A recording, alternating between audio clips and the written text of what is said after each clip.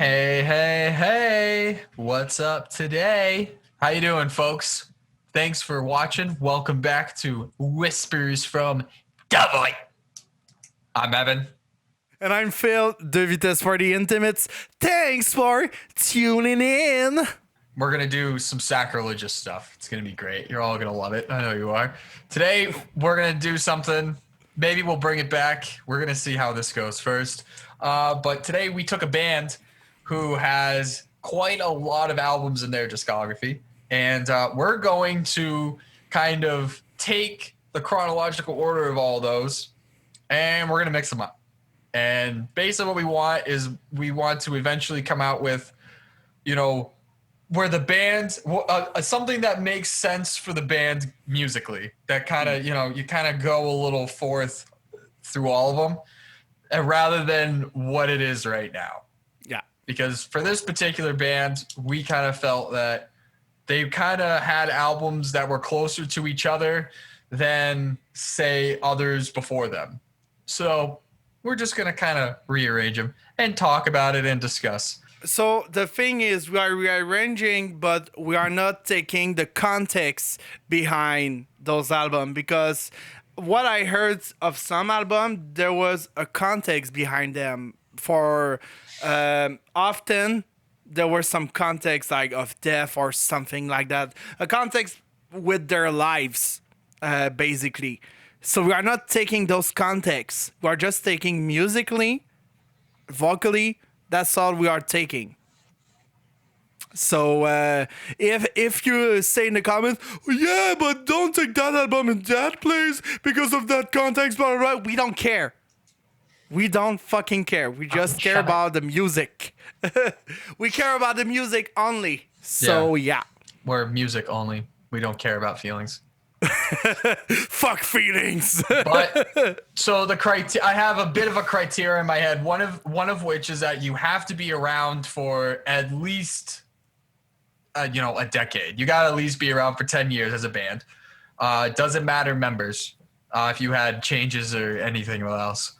Actually, I probably should, but I'll fuck with that later. And you have to have at least 5 albums in your discography to be able to be eligible for the Void fucking roundup. We're calling this the roundup from the Void.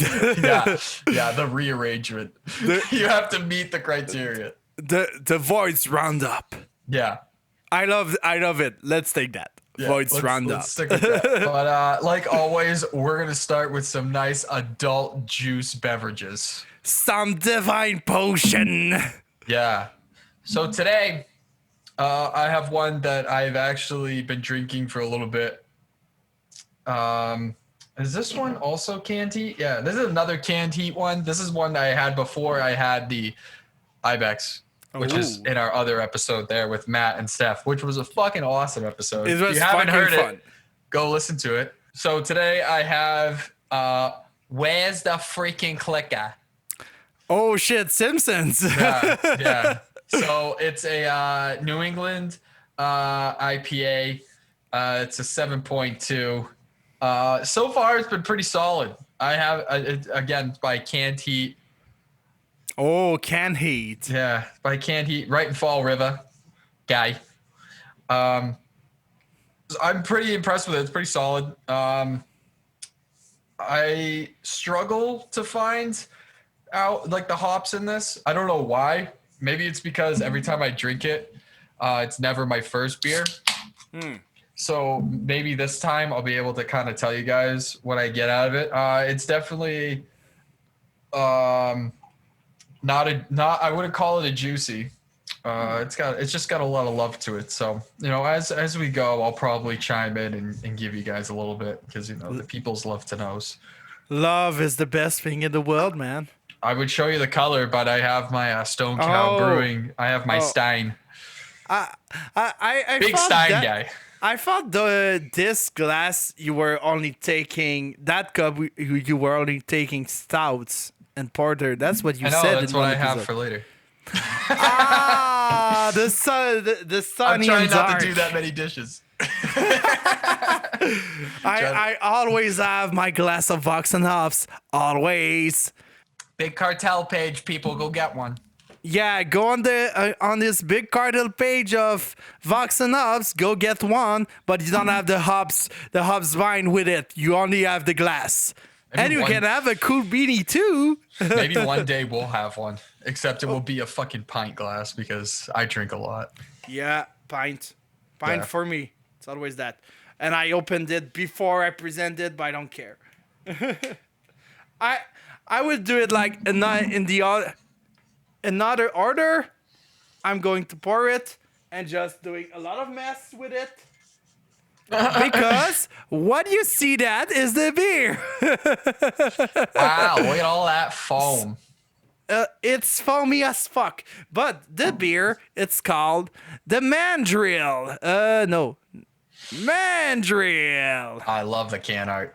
It's a bread season, a tropical bread season. So it's 6% and 21 IBU, International Bitterness Unit, for those who don't know. And yeah, do you know the IBU? The what?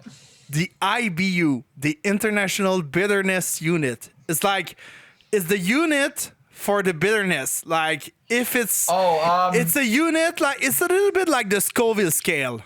Yeah, for spicy food. I've heard of it. I've seen it a few times. I wonder if one of these cans has it, but I don't think they will. But I have seen it, and it's more on the Canadian ones that I would see it. I don't see it a lot on here. Maybe once in a while. You know what? I do see it on the sours sometimes. Yeah, but I see it on the sours. This one is from MaBrasserie. This one is from MaBrasserie, from Montreal. So I saw that, I was like, oh, let's try it, because MaBrasserie, I don't have it a lot in Quebec. Mm-hmm. We have a lot in Montreal, but in Quebec, not a lot. And when I saw that, I was like, okay, let's go for Mandrill. And because we are talking about animals, I was like, I don't have a Mastodon beer, so let's have this one. Yeah. But I tasted a Mastodon beer one time. It was like a Mickler when I was like at the Anti, which is like the bar, a little bit like Turbo House in Montreal, but it's the same equivalent of Turbo House, but in Quebec. And in Quebec, they have a lot of microbrews, but from around the world. Mm-hmm. So you can have like Behemoth beer, you can have the Mastodon beers, you can have some Brewdog, but not only the non-alcoholic one. You can have the real Brewdogs. So the real deal. And then have you had Three Floyds? No, we don't have Three Floyds, unfortunately, but I want some fucking Three Floyds one day in my life. I still have another one of those permanent funerals, the Pig Destroyer one. It's the best one, dude. It's gotta be the best one. Oh, I want it so bad. Dude, it is. If you ever get a chance, it's the best band collab beer. In my opinion, I think it's the best. I will come to America one day, man. I will. Dude, we'll get there. Hopefully it gets there before that. Yeah, like if I got some news about the border is open, like in a couple of months, I will take my passport. I will do my passport, and I will come to fucking Mass, man. They're saying here that there will be a vaccine hopefully by April. Oh, yeah, that's what I heard. They're saying some people could probably start getting it, like, more important people than you and I could probably start getting it this December. Yeah, but that's in States. In Quebec, it's like everyone will have it, but in particular order. So maybe be like the rich one will have it before. I don't know, to be honest. I don't know. April is like, for me, like the young healthy. Like, that's basically what it is. Yeah, but like... When I say that, because we have some insurance here in Quebec. So we have the medical insurance. You don't have it, I think. I know you don't have it. No, we don't have. Well, you have to buy it here. That's the problem. Yeah, like you had Obamacare for quite some times, but I don't know what is that. Maybe it was resembling, but yeah. Yeah, not really. But let's don't talk about that. Let's talk about Mastodon. Yes, if you couldn't have figured it out by now, we're going to talk about Mastodon today and their many albums. Um, and by no means is this a hit on Mastodon or anything like that. I fucking love that band. They're one of my first bands that I saw live and started listening to. So I love these guys. I just think that sometimes they're one of these bands that they have so much music and that they're so good talent-wise that they do a whole bunch of different stuff. And I just think that there are definitely albums that you could probably put together to say, these albums are kind of along the same lines musically as opposed to these albums. So I just figured it'd be a nice little discussion point, probably just, get the whistle wet. The next couple episodes we have coming up for you guys are going to be also pretty big. We have a couple more guests coming on. We're going to be talking about a couple different interesting things. Plus, we have a special guest joining us for our end of the year top 10 albums of the year list. So I've been compiling it as I go. Right now, I have about 56 albums I have to listen to and go through. So Dude, I'm like halfway down the list right now, and I will spoil a little bit of my top, but this I just received it and I was listening to it like last week. It rips.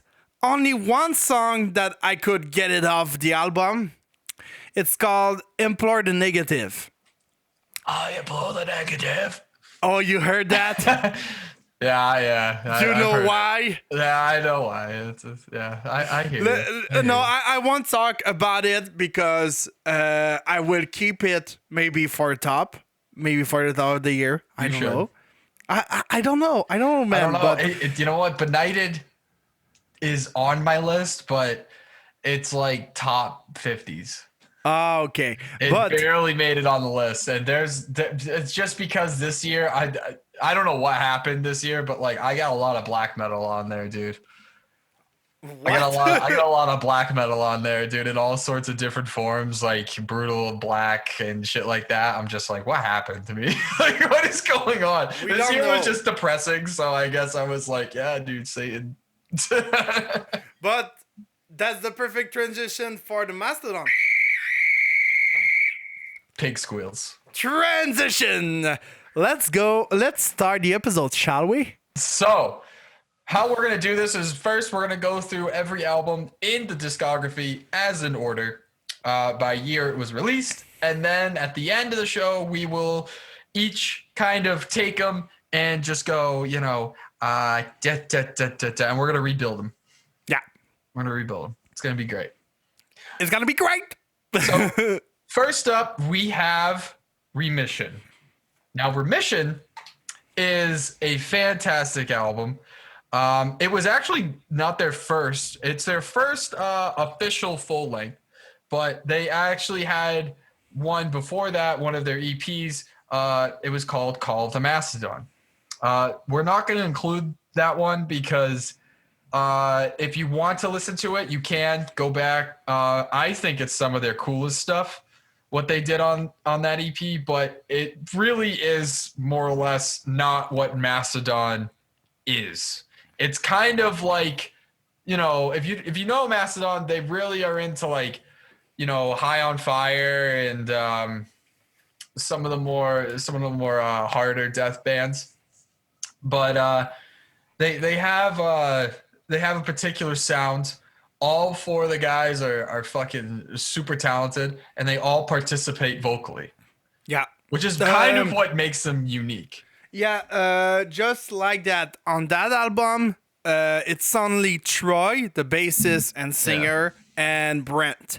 Brian Daler, the drummer, is not on vocals for now, and Bill neither. They are not on vocals for that album and for like the 3 other album. And after that, it would change a little bit, but you will know more after. Exactly. And that plays a part into it because basically that becomes part of like their identity as a band. That they're just so talented that they kind of can do all sorts of different things, Mm, dish out all sorts of different stuff. yeah. But Remission was interesting. One of the big songs that I thought came out off this album, obviously Crusher Destroyer, which has the T-Rex fill in the beginning, Yeah. where the T-Rex roars and they just immediately just start pounding. Um, I like Trample Under Hoof Yeah. and Elephant Man. I think my favorite on that album it's Crusher Destroyer, Mother Puncher, and March of the Fire Ants. I don't know why. I love those songs. Like Crusher Where's Destroyer, it's a beast of a song. Mother Puncher too, and March of the Ants, which is like the second on the album. I like it. I like it. For me, this album it's the perfect first album. Like for a band like Mastodon, it's the perfect one to begin with. But yeah, like some will not agree with me, some yes, some will not agree with Mastodon, but there's not a lot of people that are agreeing with Mastodon either for some reason, for some things. So Yeah. we don't care. This album kind of goes in a direction more of like a Gojira, proggy, a little bit of that on the tongue, and has a lot of musical elements to it. Mm, They really what I think they did is they go in and they just kind of give it their all, and they establish a bit of an identity on this album, which is kind of cool considering that sometimes bands don't really get that until maybe their sophomore, second for yeah. you, Philippe, but sophomore album, maybe even their third album. Remission, I mean, I'll tell you right now, I think Remission for both of us is, at least somewhere in the beginning. That its position isn't really going to change a whole hell of a lot. Yeah. Because it is one of those albums. It is pretty much one of the only ones I can say kind of stands on its own compared to the other ones. So this one really does have a sound of its own. Yeah. Again, it's not really much of a knock. It's just musically where they were at. They were kind of still almost in that exploration stage. So Yeah, because the first album is always that with a band. Because even if like you're as a band you are here like for 4 years before doing the first album and you know yourself, you explored a lot between those 4 years. The first album is always an exploration. You go like very on the surface of the band, and after that you can go deep down and you can discover more. And after that, it can change. Lineup changes, and all of that. For Mastodon, it's special because it's the same lineup since the first. Wait. I'm mixing that up because on I think it's the Call of Mastodon EP or no, not EP. I'm not sure, but I think they had another member before. They were going like before doing like a fourth piece. They were only they were five. They were a 5-piece band. really, I got I it right think, here. yeah. Yeah, there was a guy named Eric. Yeah. That guy. I don't know what is his last name, but I will put it now. Eric Sanner. Okay. Saner. But yeah, I don't know. I don't know a whole hell of a lot about it. I actually didn't know that. I didn't know that there was a fifth guy. It kind of sounds like there should be a fifth guy on there. So I guess Yeah. that makes sense. Yeah, maybe. But Yeah. well, Sounds like I would it. check that out during editing. But yeah. And Okay. you mentioned Crush the Destroyer with the sample of Jurassic Park. Yeah, the T-Rex. I will mention another song. I'm not sure of the name. I will put it like here. And this song, I think it was on Call of Mastodon EP, on the EP Call of Mastodon. They had a lot of Because samples on that. there were a lot of samples, and I think the iconic one is the sample from Flew Over a Cuckoo's Nest. Yeah, it is. Yeah, I I know which one you're love talking that about. movie. I like that movie. The one who It's flew over the fucked up, cuckoo's but nest with like, listen, I'm not talking about my life. I'm not talking about my wife. I'm talking about my life. I can't seem to get that through to you. Like, I can do it like by heart a little bit. yeah. But yeah, I won't do it now because time's going on. Time is of the essence. But anyway, Remissions came out in 2002. Yeah. So in 2004, they had what was probably some call their best album, Leviathan, with their song Blood and Thunder. It's the first song in the album. And I mean, a lot of people say this is their best song, or, you know, at least their favorite. It was a pretty fucking masterpiece of a song. The most iconic with Yeah. the best riffs. The best riffs is that song. Yeah. That song has some pretty fucking banger riffs. And really, it starts the album off. You immediately kind of get hit in that face with that alternative sludge type of sound. It's just coming right at you. So you're already prepared. But then the album kind of goes more on the, I wouldn't say slower side, but they kind of delve more again into that progressive ideal that they kind of had going in the first one. They get to the songs like Island. They go down to Hearts Alive, which is really a beautiful song, and it's a little long. And then they also have their instrumental, which is Joseph Merrick. Yeah. So even though they started out again super in your face, super sludge, it still gets kind of brought back down. You know, they kind of reel it back in, and they still develop what is pretty much their sound. You know, what massive, you know, what you could pick out and go, oh yeah, that's Brett playing the guitars, that's, you know, Brian on the drums, that's Mastodon. You know, Yeah. and they really did it on this one. Aqua Dementia is another one. A nice little sick opening riffs on that. And really, you know, as far as the sophomore album goes, they hit it. They hit the nail on the head. A lot of people like this a hell of a lot more than Remission. Remission really still is kind of like a black sheep for them, in my opinion. A lot of people don't really go back to it a whole hell of a lot, which I think sucks, because Remission, in my taste, is one of my favorites. Remissions is one of those albums, like, it's a first take for a band. And sometimes the first take is the best take, and after that the album goes goes down, and you don't remember that band at all. But with Mastodon was like Remission, Leviathan. Yeah, it Like, took a nice jump up. Yeah, It jumped, because go listen to Blood and Thunder.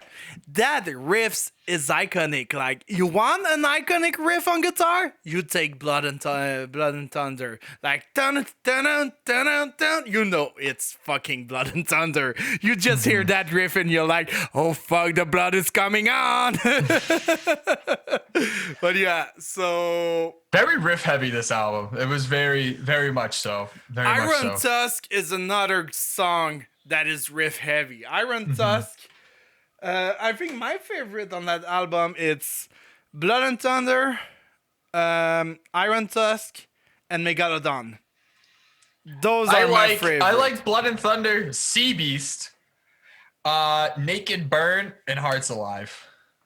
Yeah, like Blood and Thunder, Iron Tusk, Megalodon are my top 3 of this album for me. Sea Beast was pretty cool. But I'm a riff guy, so Megalodon, Iron Tusk, those riffs are just epic. And the first, like, Blood and Thunder, that riff is iconic. Just iconic. Yeah. But yeah. So then we come to their 2006 album. So as you can see, they're in that period of 2 years. So they're going 2 years at a time at this point. The 2006 album, which is called Blood Mountain.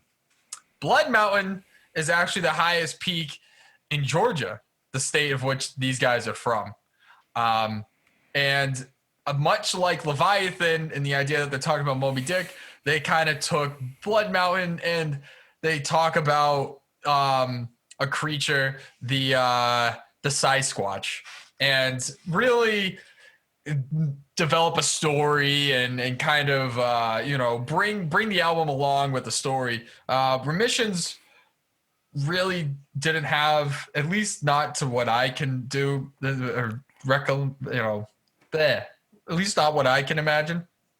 They talk about Old Nessie on the fifth song of Remission is Old Nessie, and when I heard Old Nessie, I'm talking about the Loch Ness, which is like the mythical monster from the Loch Ness, from the Lake Ness, or I don't know what is it, but it's in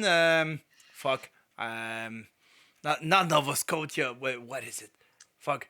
Scottish. Scotland. Scotland. Fuck. Yeah. But yeah, so they did another one in this where they really experimented. Songs like Sleeping Giant, what's that, Blade Catcher, Blade Catcher. Musically they really experimented and they really kind of did some gnarly things with the guitars. At first I hated that album, to be honest. I hated it because I love The Wolf is Loose. I think with Mastodon, what is the best with them is the first song. The first song, when you hear the first song of those three albums, the first song is a banger. It's a fucking banger. The Wolf is Loose, Blood Thunder, and Crush the Destroyer. Those are like the epic trio of Mastodon. And then like you have Sleeping Giant, which is a fucking cool song, Circle of Sasquatch, Colony of Birchman. But Blade Catcher, when I heard that, I was like, what the fuck? I mean, what the fuck? No, I think you don't understand. What the fuck? Yeah. Nah, it was a fucking gnarly song. And it like, same thing with like Sleeping Giant. It had some riff that had like the chorus stuff, a couple different guitar techniques in there that was a little, they went a little higher and really made it pop out in the song, which to this point they really haven't done to like that. Most of the time it's just been chugging riffs and things like that, but they really put themselves in a different position constructing some of these songs. And then even Circle of Sasquatch, they take that same guitar tones and they just bring it back, develop it into a whole other song. So they're really good at that. They're really good. They'll take in one album, they'll take a tone or something that they're doing particularly with their guitars at that time and just really kind of, recycle it back into the next songs in multiple different ways. It really works because then you identify each song with that album. Yeah, exactly. Like Mastodon, with those three albums, we can say they are putting their mark. And another thing that we didn't talk about, if you see the logo, I will put it in picture. It would be more easier. But watch the logo and you will see an element on it. Mm-hmm. Like Remission is fire, Leviathan is water, and Blood Mountain is earth. Yep. So like there is a kind of conceptual thing with them, with those three albums, because after that it goes a little bit of a shit show. But yeah. It gets gnarly, but they have a whole thing that they're trying to establish. Yeah, they're trying to establish something, but when you will go to the next album, it will change a little bit. Mm-hmm. Not that a lot, but a little bit, and you will understand why. I think Blood Mountain to this point of of there is really where they kind of develop that Mastodon sound. But again, it's one of these where Leviathan was so well taken in, and they kind of like put out Blood Mountain, and I almost feel like they kind of got taken back a little bit because it just, it's hard. One, it's hard to top how well Leviathan did and how good Leviathan is, and they didn't try to top it at all. They really just went in and just kind of made what they wanted, and put an album out that they were proud of, obviously, and it shows in the music because they did a couple different things, got away from a couple different stuff. This album doesn't have an instrumental. The only album I'm pretty sure that has an instrumental on it is Leviathan, so it's something that obviously did well. And then they just never did it again because for whatever reason, it just didn't work for whatever they were trying to do. Yeah. Like, it happens sometimes. Yeah, it happens. Like, you try. The thing with 3 album, like, when you start with 3 album, you can experiment a lot. And after that, you can experiment if you want. Mm-hmm. But sometimes when you have a fan base and a fan base that don't want you to change, well, you don't change a lot, and sometimes it's good for some bands, sometimes it's sad because you want it to change a little bit. Mm-hmm. Take Metallica, for example. They change, and after that, it stay a little bit of the same. And even if they came back to thrash metal a little bit, it felt like wrong a little bit. Like, it felt a thrash metal, but commercial thrash metal, if you know what I mean. Like, it's not a real thrash, like German thrash. But yeah. So, I think we can go on the next. Next one, we get to the element of wind, baby. Maybe they're just in the Avatar. That's what I said when it's different, because I did a little bit of research. It's not wind. I'm sorry to telling that to you, because I will. My life is a lie. Your life is a lie because my life is a lie. Your Mastodon life is a lie. Yeah, but crack the sky, baby. Yeah, but crack the sky. It's confusing because you can say crack the sky, hair, sky, like wind. Isn't it supposed to be kind of like a concept album? It's funny because it's talking about ether. Ether is the 5th element. It's the element that reunites all the elements. If you didn't saw the movie The 5th Element, you're fucked. Go watch Bruce Willis run around with a half-naked chick. Get back to us. But yeah, because if you see the logo, it's important. That fucking logo, it's important. You can see you have the flame from Remission, you have the water from Leviathan, you have the earth of Blood Mountain, and then you have another sign which you can say it's wind, but it's ether. It's a reunion of all. But the problem is they didn't have an album calling wind. Yeah. So it's incomplete. So Mastodon, if one day you listen to this, you have to make another album talking about wind. Please, I love you. But it's all fucking really cool because this, just as Philippe said, they bring it all together. This album has so many elements of the previous albums. Again, must be by design, right? But again, following Philippe's whole mathematical process, the first song of this album fucking slaps. Oblivion. Yeah. I love, this is my favorite Mastodon song. This is the song that really got me into Mastodon, but not only that, also helped me get into metal in general.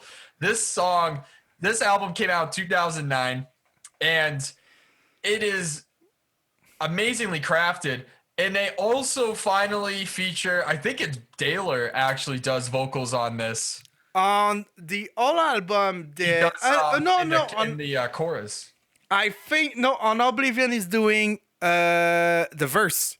the verse. first voice you hear on that album is Bran, which is like a new thing for Mastodon. Because if you remember correctly, I said on Remission and the two albums after that, I said Bran is not doing vocals and Bill neither. On that album, Bran is doing vocals, not Bill, Yeah. not now, but Bran is doing the vocals. So And at this point, yeah. they have three vocalists. three vocalists, They and have three vocalists. I love it. Yeah. I just love it. For me, I don't have favorite songs because they are fucking rips.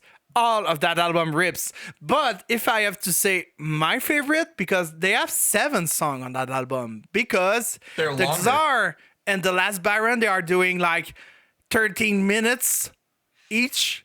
So they are fucking Yes. long song, and that's why I love it, because you know your boy. I'm a prog guy, and when This I is hear about as prog as they got. and if I have some 13-minute song, I will love it. But Divination, I love that song. It's the first song I heard of them, and just the fucking guitar, like 20 song, like banjo song, a little bit like. Oh fuck. I love it. When I heard the first riff of Divination, I'm like, oh yeah, come on. I love it so much. But all the album is epic. Quintessence, Ghost of Carelia, the riff of Ghost of Carelia, love it. Oblivion, of course. Yeah. Crack the Sky, The Last Baron. The Czar is the most weird one, I think, because they are talking about Rasputin, like the rise and fall of Rasputin. If you don't know who is Rasputin, go check the history of Russia. So, Crack the Sky, to this point, is also a very special one. It's kind of funny that Daylor really starts to shine on this album because it pays homage to his sister. As he has said, it pays homage. And so basically what the album portrays is that his sister was a paraplegic who ended up committing suicide Shit. at the age of 14. So that, I think at that point, this point, it's like common knowledge that he's talked about it a lot, but that's what this album basically talked about. And that's what kind of like, it's so evangelical a little bit. It has the vibe. You really feel like you're almost, when you listen to this album, you feel a lot like you're floating. Maybe that's the weed I had at the time, but I just kind of felt like I was floating through this album. It was really awesome. The Last Baron, as far as like ending songs to albums, finishing an album, you don't really get much better. It's very repetitive, but they change it up in different points of the song. Yeah. But they keep the same musical structure. They do a really good job. At one point, they kind of just they just go straight into like different solos and stuff. As far as the guitars kind of do like a whole solo thing, and then they just pick it back up again, and then they finish out the song. The song's like 13 minutes long. You got to do something. I think this is their best album. I think it's their best album. I agree so much. I would say Crack the Sky is the top of pure Mastodon. For me, if we are talking the 4th album we just did, Crack the Sky is the first in the top of Mastodon. For me, for now, I take Leviathan second, Remission and Blood.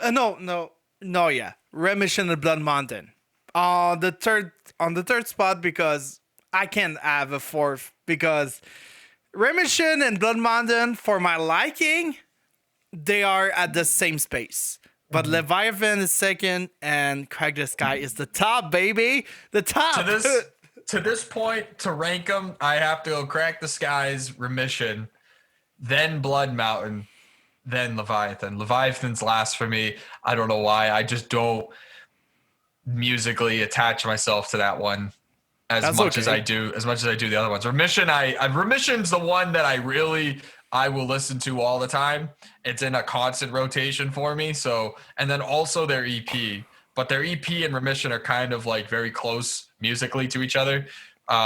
And I guess I'm not as big of a prog guy as Phil, so I'm also more into the brutaler stuff. So to me, that sound, the fucking metal sound that I hear from him in that album is what I attach to. But we both agree, Crack the Sky, man. You can't, if you want to listen to Mastodon, you start with Crack the Sky and then you go from there, because you're not going to get any better. You'll probably get equal to, but you won't get any better. It's fucking a great album. 50 minutes and 6 seconds with only 7 songs. So light up a fatty and fucking strap in. A bit of a listen. Give it a listen, because if you have to I think the first album you have to listen from Mastodon. If you are more on the prog side, listen to Crack the Sky. If you're more on the heavy side, go listen to Remission or Leviathan. Yeah. Not Blood Mountain for now, because Blood Mountain is too fucked up for someone that wants to discover Mastodon first. So You gotta fully appreciate Mastodon before you can tackle Blood Mountain. Yeah.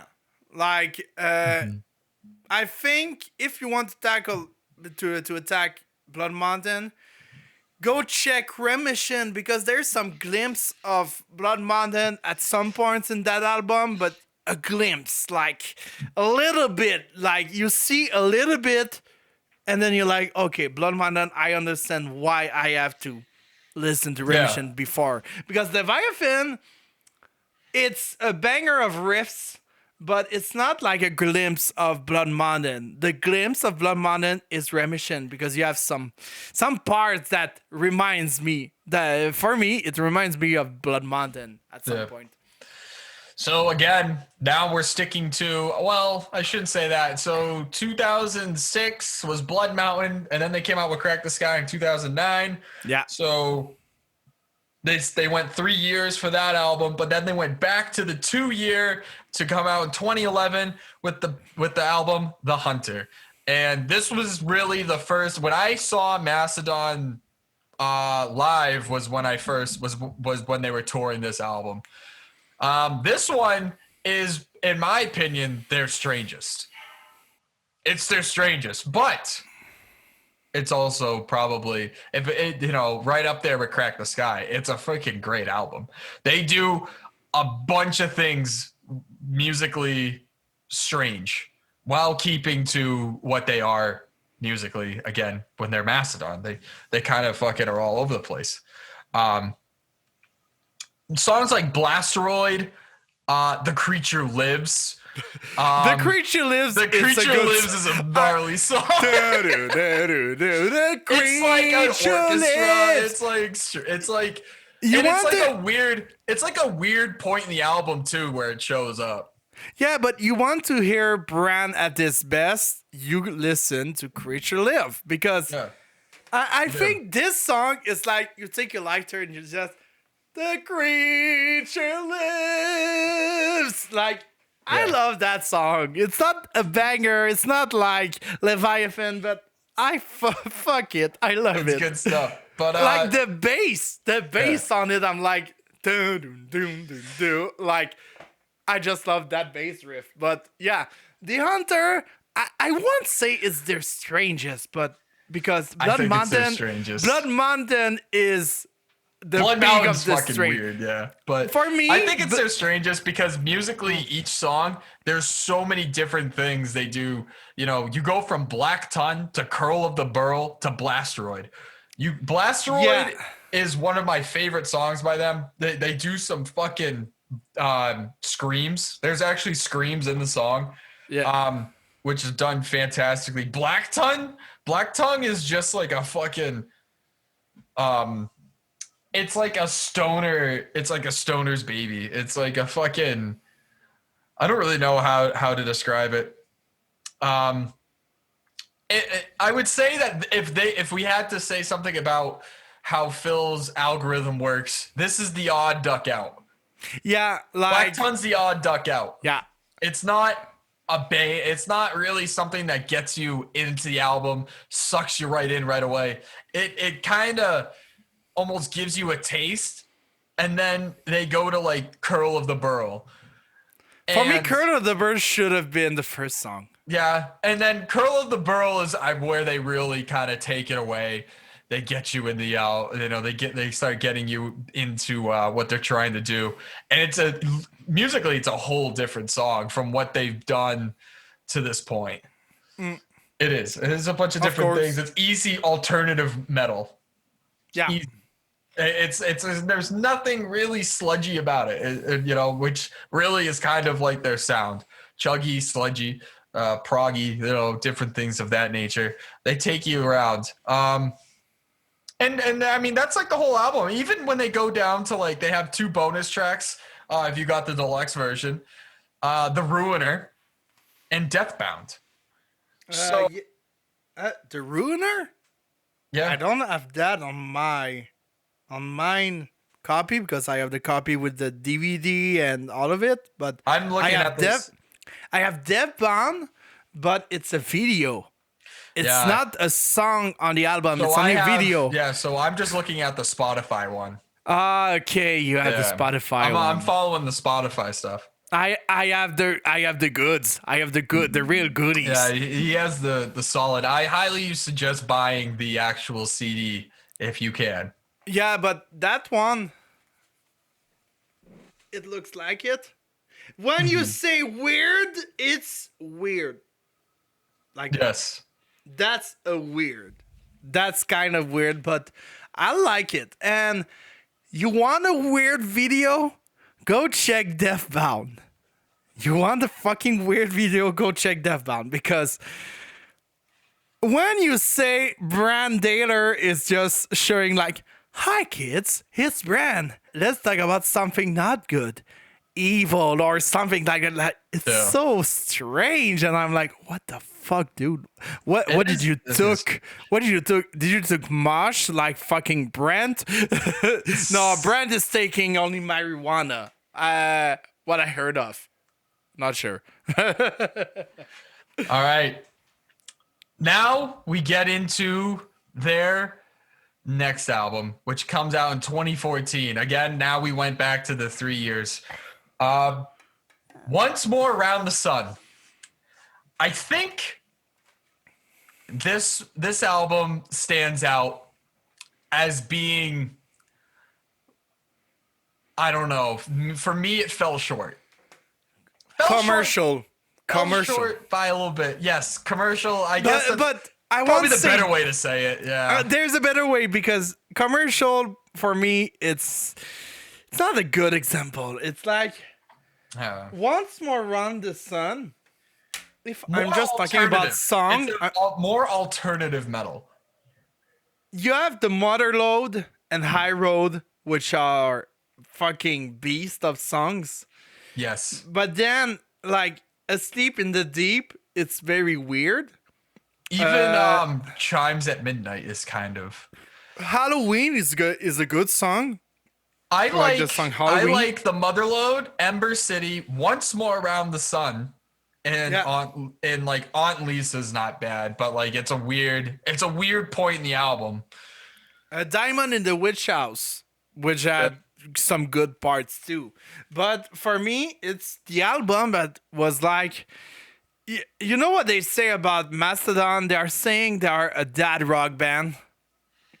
Yeah. They're saying a lot to like a lot of people that are not in love with Mastodon. They are saying they are dad rock band.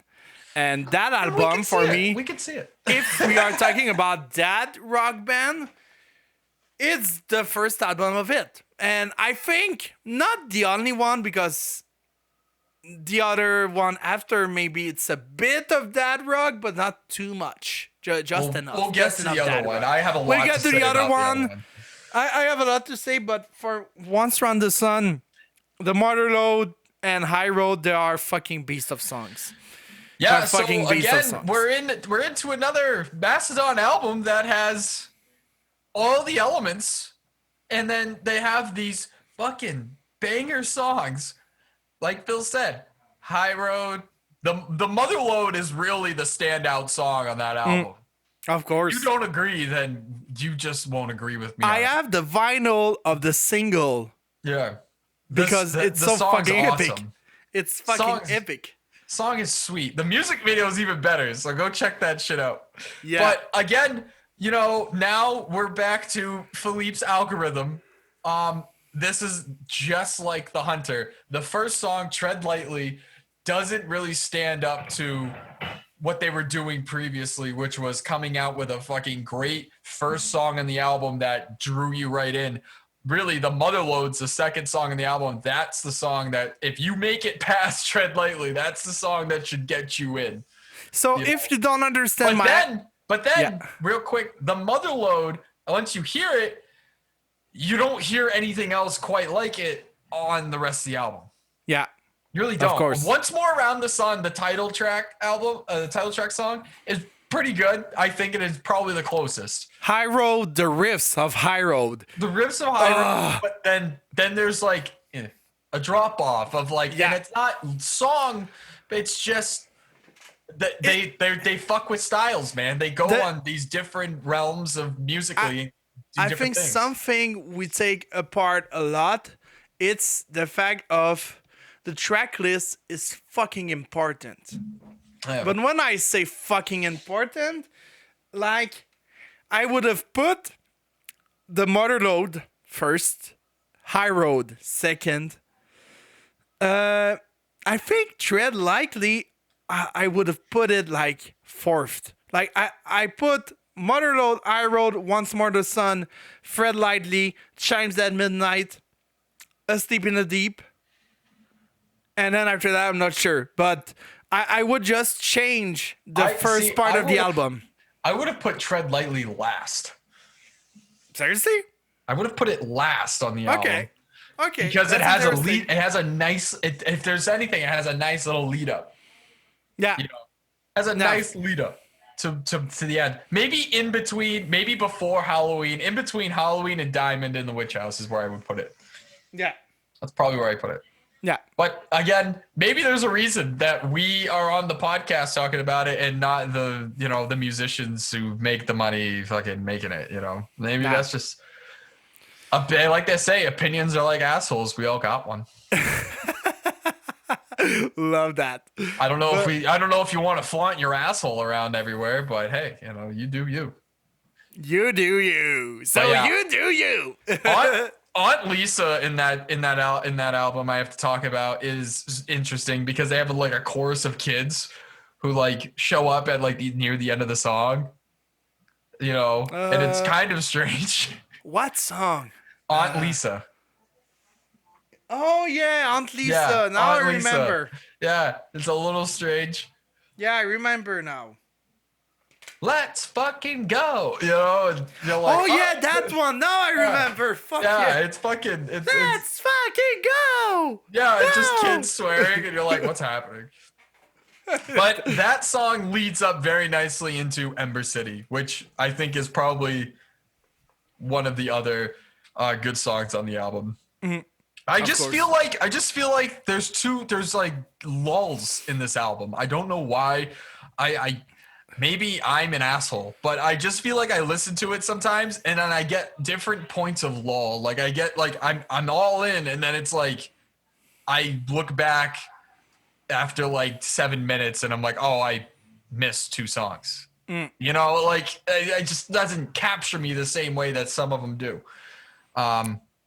Again, that's all opinion, man. And you know what? Maybe that's just us, but what are you gonna do? I feel this album is not the best. Like, yeah, in the top of albums of Mastodon, I will put it last. It's not the best, to be honest. But yeah, let's fucking go on last. Let's fucking go. Let's fucking go. An album that I wasn't sure I was going to like, but I ended up loving. Emperor of Sand. It came out in 2017. This album, again, followed the 3-year hiatus, or not even hiatus, but the 3-year period. And likely so, again, in 2020, they also released a song, but I don't think it's really, from what I'm told, it's not actually going to be an album release. It's just going to be whatever. But besides the point, this album shocked me in a lot of ways because I wasn't really prepared for it. It sits at 11 songs for 51 minutes and 12 seconds. Take that for what you will. Hunter had like 15 songs. At this point, Crack the Sky had 7. Remission had like 10 or something like that. So you could already tell they're kind of all over the place in their song selections, as far as how long an album's going to be. But they have a time limit. So you can kind of see around that 60-minute, 50-minute mark is where they want all their albums to be. As far as this album goes, Philippe, I'm going to go ahead and say that this one kind of brings you back to the algorithm. Sultan's Curse was a good song. Fuck yes. I agree much. Sultan's Curse was a good song, and it has a nice Himalayan Mongolian feel. You feel very much like you're in like the Himalayas, like you could hear this happening. And it goes back to the riffs, the good riffs of Mastodon, like the riffs that is it reminds me of the first album. Yep. It reminds me of that. That song, when I heard that the first time, I was like, okay, that's gonna be a banger. But then, and it's not that I don't like that song, but this album is the perfect mix of the two albums that are the more, not commercial, but the most normal one, if I can say. Yeah. With the most like the conceptual albums and Show Yourself. Yourself. I like that song because it's catchy, and I love. It's a thing back to Once Around the Sun. It's alt metal. It's basically just them. I don't know what the purpose of it is, but I definitely don't feel it. It's funny because you take Sultan's Curse, it's a banger. You take Show Yourself. For me, it's a banger. For some, not. Show Yourself, the fucking Brand Dater voice. Like you gotta love the Brian Daler. Love if you follow the discography, you realize that Brian Daler, as far as a clean singer, is their best clean singer. Yeah, Show Yourself. I love and this he's voice. doing, and like people, he's the drummer, so he's back there doing his thing, singing, and like they'll pick it up in the choruses so he can pick up the tempo. But you notice that there's a tempo loss in these albums because you gotta kind of simplify it a little bit, make it a little bit easier on them. Yeah, but it depends because Brian Daler is playing. It's not like a technical playing like metal, death metal, but he's playing more jazz and blues stuff. Mm-hmm. On the first album, you hear the jazz stuff. You hear the more jazzy, like, I don't know all of the drummers of jazz, but you heard those jazz parts like Buddy Rich, I think. Buddy Rich parts, like some jazz parts, it's epic. Just epic. And he's playing like that in the show, just playing and singing like that. Yeah. Show yourself, show you run, like on the side. Not the mic over there, the mic over there. So like that. I'm like, dude, just put the mic over there. It's amazing. It's amazing though, because you have what I think rivals Blood and Thunder, Steam Breather. Steam Breather is right up there with Blood and Thunder in my mind. I really do. I fucking think that this song carries so well. They do a lot of different, there's a lot of musically a couple different things that they do. And Brian does fantastically singing on that song. Yeah. To the point where it almost is a song to me that stands out above the album. Yeah, That's how I I feel about it. agree. I agree. But Sultan's Curse for me, it's the best song. Like my algorithm is right. The first song of the album is one of the best. No, well, the last two albums didn't have that. The last two albums didn't have that. The algorithm falls out for the two album only, so it was effective Listen, for the all fifth I'm album, all I'm five telling album. you, all I'm telling you is that Steam Breather is the blood and thunder of this album. Okay, that's good. For me, it's Sultan's Curse. All right. So it's Sultan's Curse because there's this feel of divination that I love, and you know your boy love divination. Of course. So, but yeah, there's this feel to it. I love Steam Breather. I love it. I love that song, but Sultan's Curse for me. I also like Roots Remain. Yeah. I like Andromeda. Jaguar God. Jaguar God is a good song. Yeah. Some good stuff. And Jaguar God is slower too. They kind of went back to end the album on a much softer note. Which they haven't really done. Well, I should say that. I think the last time they would have done that is in The Hunter. They did Creature Lives is probably, a slower version. But even then, they didn't really have a slow song until an EP that we are not counting, which is an EP that they released, The Cold Dark Place, which has 4 songs. It has been released on the same year than Emperor of Sand because for the little story, Brent Hines, the guitarist, was going to make a solo album, but it was more like country metal, if we can say so, because this guy loves country. He said it in an interview. He loved Mastodon, he loved metal, but his side things that he loves, country. He likes Western and country, man. And that's okay. I'm not a big fan of country and Western, but I respect that. At least he likes good country. Cold Dark Place. I like it. Toe to toes, face to face. Definitely slower for sure. I mean, slower, you talk about slower but good slower. It's a good slow.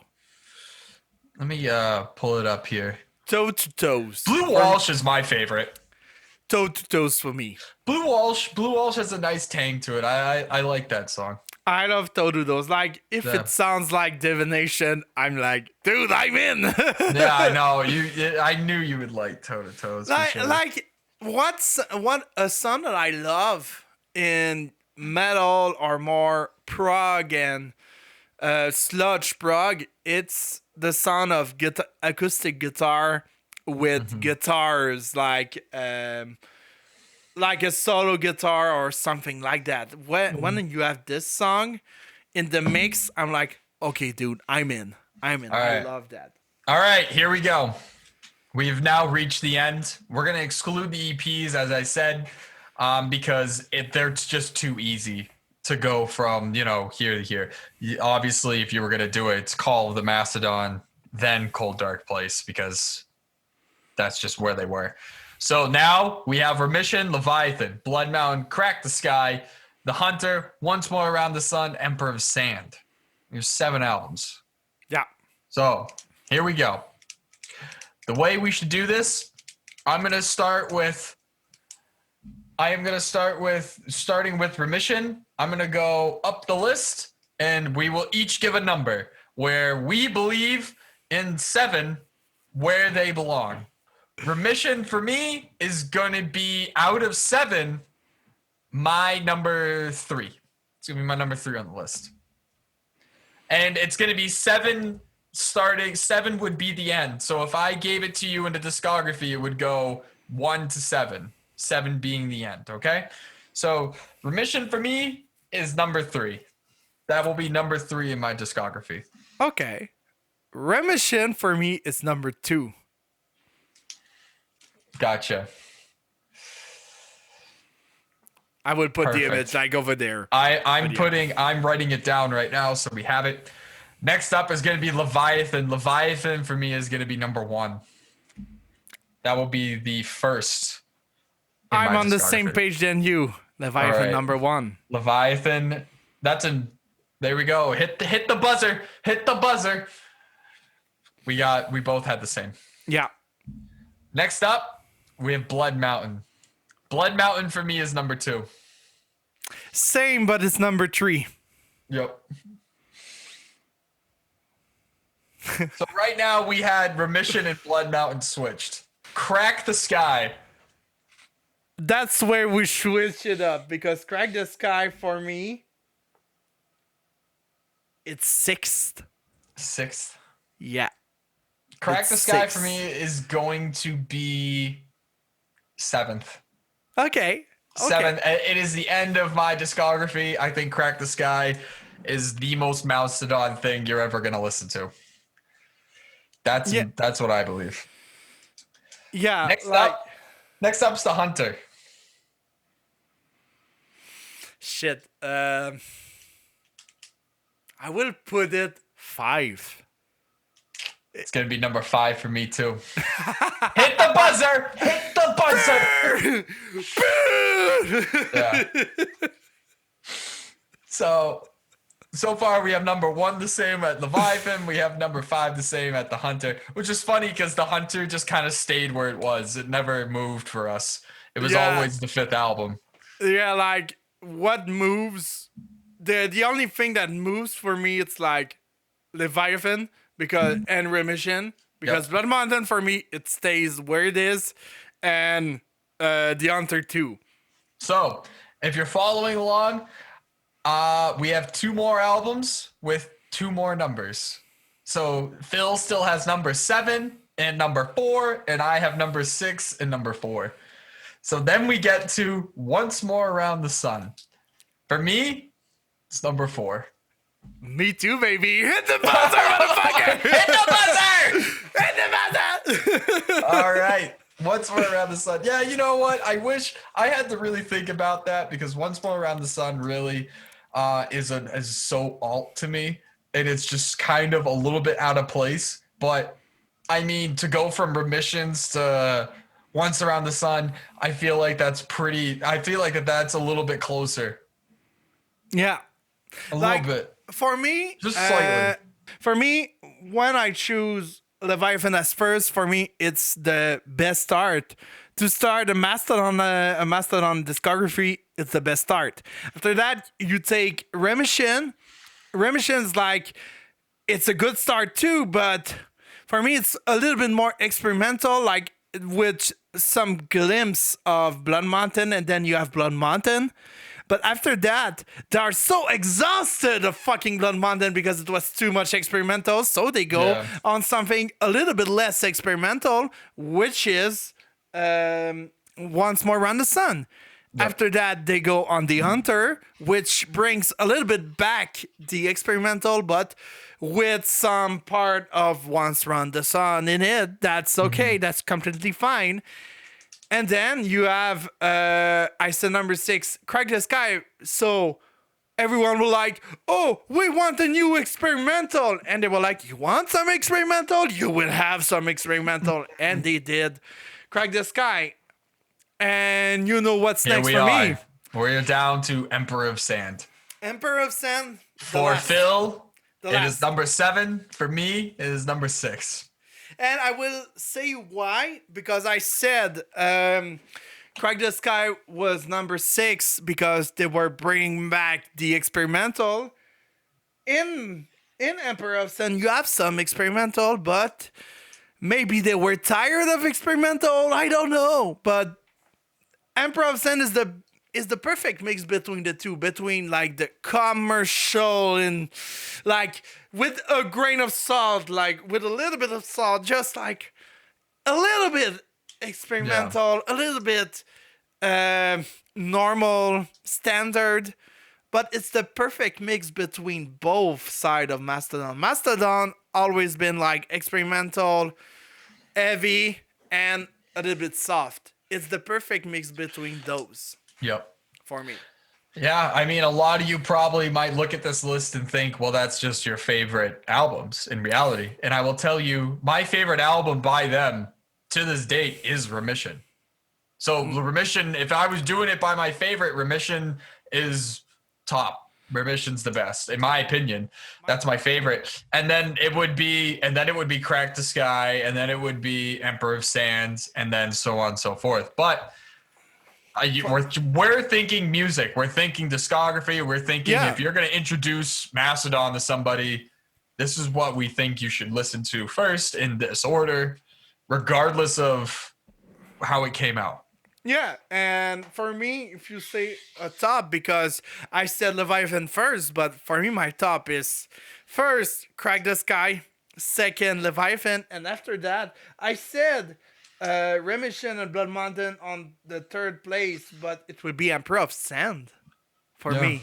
Emperor of Sand, it's the perfect mix between, like I said, between the soft, between the heavy, and between the progressive experimental. For me, it's the best.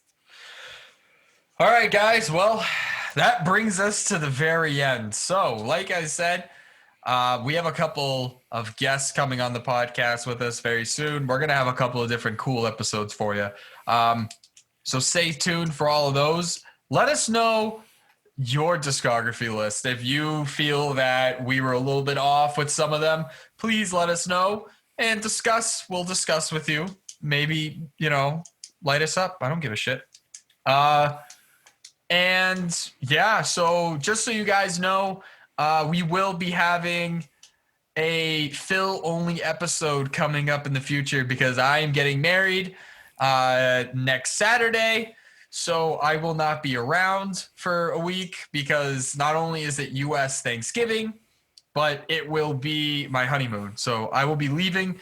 I'm going away. Phil is going to be taking over the reins. He's got something special planned for all of you guys.